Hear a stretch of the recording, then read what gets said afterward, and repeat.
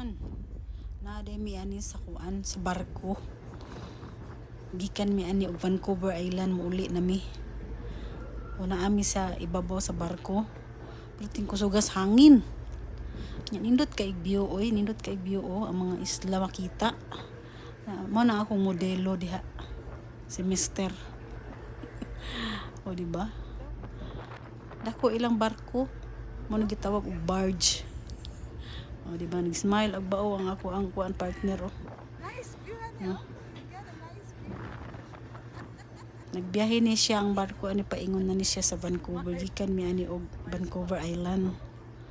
Mo ni magisakyan nakalimot ko unsay nga ning barkuha ni. Basta ni anha mi sa tumoy.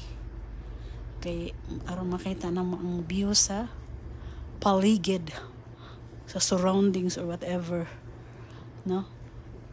Nindot kay tan-awon ang mga isla ba. No? Ayan. Pero perting hangin naman. Hangin kay na diha mo nang nagdali may anag sulod oy. Wa mi magkadugay diha kay hangin niya tugnaw ba. Kay winter pa baya. Nya winter mi adtog Vancouver Island.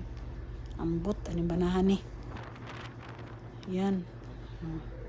Uli mawala mo ko niya gi-video, ako na lang siyang i-video, ako na lang mag-video niya. Tapulan man mag-video na ako na lang mag-video niya. Gamay ra kaing mga tao mian sa taas kay kanang hangin ba niya tugnaw gani. Amo na diha ron. Amo na ilang barko din na. Gamay ra man ni siya nga barko. May siya gitawag og barge. Diba? Honey, Yun lang. Dili pares barko sa Pilipinas ba nga dagko kayo. Ay pilar mo na siya good murag ko ano na siya. Almost 2 hours sila ang biyahe ba. Dili man siya layo. Para makatawid lang gikan sa Vancouver antod sa Vancouver Island. Mura na siya guys, no?